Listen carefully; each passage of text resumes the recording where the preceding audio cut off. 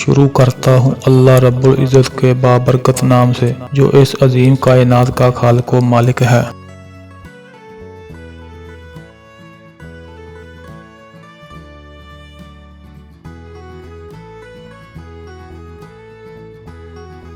کہتے ہیں کسی جگہ ایک شخص رہتا تھا جس کے 3 بیٹے تھے۔ اس شخص نے اپنے ان تینوں بیٹوں کے نام عبداللہ رکھے ہوئے تھے۔ دن گزرتے گئے حتیٰ کہ اسے مرض الموت نے آن لیا۔ اس نے اپنے ان تینوں بیٹوں کو بلا کر وصیت کی کہ عبداللہ کو وراثت ملے گی، عبداللہ کو وراثت نہیں ملے گی اور عبداللہ کو وراثت ملے گی۔ اس کے ساتھ ہی اس کی روح پرواز کر گئی۔ وہ خود تو فوت ہو گیا مگر اپنے ان تینوں بیٹوں کو حیرت میں ڈال گیا کہ کیسے فیصلہ کریں کہ کن 2 عبداللہ کو وراثت ملے گی اور کس ایک عبداللہ کو نہیں ملے گی۔ تینوں نے فیصلہ کیا کہ شہر جا کر قاضی سے اپنا مسئلہ بیان کریں اور اس سے اس کا کوئی حل مانگیں۔ تینوں اپنے زاد راہ کے ساتھ شہر کے لیے سفر پر روانہ ہوئے۔ راستے میں انہوں نے ایک ایسے شخص کو دیکھا جو اپنی کسی گمشدہ چیز کو تلاش کرتا پھر رہا تھا۔ ان 3 بھائیوں کے پوچھنے پر اس نے بتایا کہ اس کی اونٹنی گم ہو گئی ہے جسے وہ تلاش کرتا پھر رہا ہے۔ ایک عبداللہ نے پوچھا کیا تیری اونٹنی ایک آنکھ سے کانی تھی؟ اس آدمی نے کہا ہاں ایسا ہی تھا۔ دوسرے عبداللہ نے پوچھا کیا تیری اونٹنی ایک ٹانگ سے لنگڑی تھی؟ تو اس آدمی نے جلدی سے کہا بالکل صحیح، میری اونٹنی واقعی ایک ٹانگ سے لنگڑی تھی۔ تیسرے عبداللہ نے اونٹنی کے مالک سے پوچھا کیا تیری اونٹنی کی دم کٹی ہوئی تھی؟ تو اس نے خوشی سے کہا ہاں بالکل ٹھیک، میری اونٹنی کی دم بھی کٹی ہوئی تھی، بس اب جلدی سے بتا دو میری اونٹنی کہاں ہے؟ تینوں عبداللہ نے مل کر جواب دیا باخدا ہمیں آپ کی اونٹنی کے بارے میں کوئی علم نہیں، ہم نے اسے ہرگز نہیں دیکھا۔ اونٹنی کا مالک ان کی یہ بات سن کر غصے سے پاگل ہو گیا۔ اس نے فیصلہ کیا کہ ان تینوں کو کھینچ کر قاضی کے پاس لے جاؤں گا۔ اس کو پورا یقین تھا کہ اس کی اونٹنی یہ تینوں ذبح کر کے کھا چکے ہیں اور اب اپنے جرم کو چھپانے کے لیے جھوٹ بول رہے ہیں۔ اونٹنی والے نے جب تینوں کو اپنا ارادہ بتایا تو انہوں نے کہا ہمیں کوئی اعتراض نہیں کیونکہ ہم خود بھی قاضی کے پاس ہی جا رہے ہیں۔ جب یہ چاروں قاضی کے پاس پہنچے تو اونٹنی والے نے قاضی سے اپنا قصہ بیان کیا۔ قاضی نے ان تینوں سے کہا جس طرح تم نے اونٹنی کی نشانیاں بتائی ہیں اس کا ایک ہی نتیجہ نکلتا ہے کہ اونٹنی تم تینوں کے پاس ہے، بہتر ہے کہ تم اپنے جرم کا اعتراف کر لو۔ پہلے عبداللہ نے کہا جناب علی ہم نے اونٹنی تو نہیں دیکھی تھی، ہاں البتہ اونٹنی کے آثار ضرور دیکھے تھے۔ جب میں نے اس سے کہا تھا کہ تیری اونٹنی ایک آنکھ سے کانی ہے تو میں نے دیکھا تو راستے کے ایک طرف کا گھاس تو خوب چرا ہوا تھا مگر دوسری طرف کا گھاس ویسے کا ویسے ہی موجود تھا۔ اس کا ایک ہی مطلب تھا کہ اس شخص کی اونٹنی ایک آنکھ سے کانی ہے۔ دوسرے عبداللہ نے کہا میں نے دیکھا تھا کہ راستے میں 3 قدم تو گہرے لگے ہوئے تھے جبکہ چوتھا قدم زمین پر معمولی پڑا ہوا تھا، جس کا مطلب بس اتنا ہی بنتا تھا کہ یہ جانور لنگڑا بھی ہو سکتا ہے۔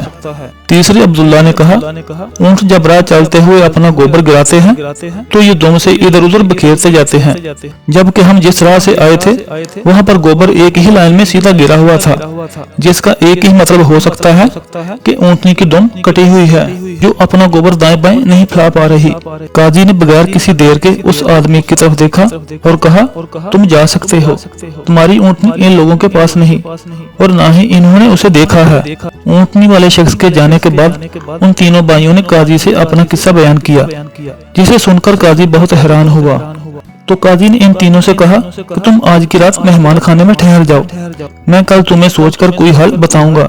یہ تینوں مہمان خانے میں جا کر ٹھہرے تو انہوں نے محسوس کیا کہ ان کی نگرانی کی جا رہی ہے۔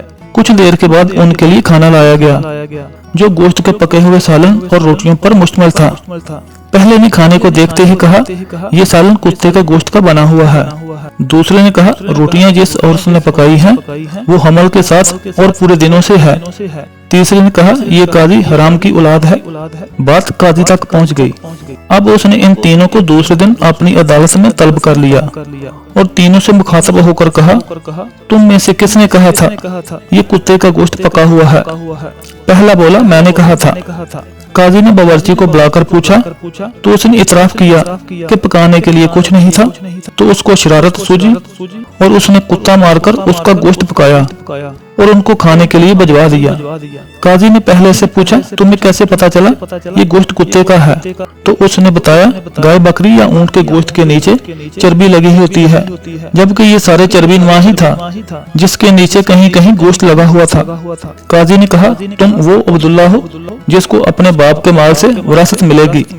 काजी ने दोबारा इन तीनों से मुखातब होकर पूछा, किसने कहा था कि रोटियां ऐसी औरत ने बनाई हैं जो 9 माह के हमल के साथ और अपने पूरे दिनों से है?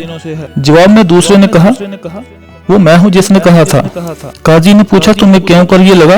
तो उसने कहा, मैंने देखा रोटियां एक तरफ से फूली हुई और खूब पकी हुई थीं, तो दूसरी तरफ से कच्ची और मोटी रह गई थी। तो मैंने इससे यही नतीजा अखज़ किया, रोटियां बनाने वाली ऐसी खतून है जिसे तकलीफ के मारे ज्यादा झुका नहीं जा रहा और वो सामने की चीज भी नहीं देख पा रही, जिसका मतलब यही बनता था कि औरत हामला है और रोटियां बनाने में तकलीफ महसूस कर रही है।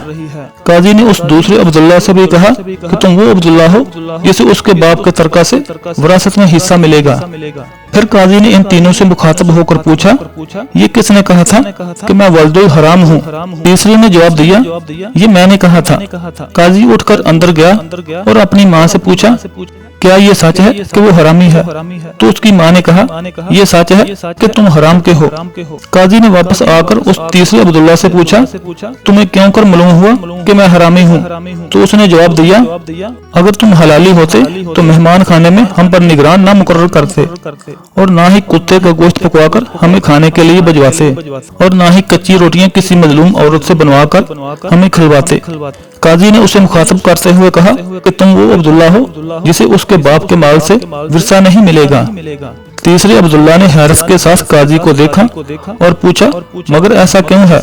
काजी ने कहा, क्योंकि एक हरामी ही दूसरे वल्दुल हराम को ठीक ठीक पहचान सकता है और तुम भी मेरी तरह हराम की औलाद हो। विरासत पाने वाले दोनों अब्दुल्ला अपनी माँ की तरफ लौटे और दरियाफ्त किया कि हमारे तीसरे भाई का क्या माजरा है। तो उनकी माँ ने कहा, तुम्हारा बाप एक बार सुबह की नमाज पढ़ने मस्जिद गया तो उसे दरवाजे पर रखा हुआ पाया, उसे घर लाया तो उसका नाम भी तुम दोनों जैसा अब्दुल्ला रखा और उसकी परवरिश की।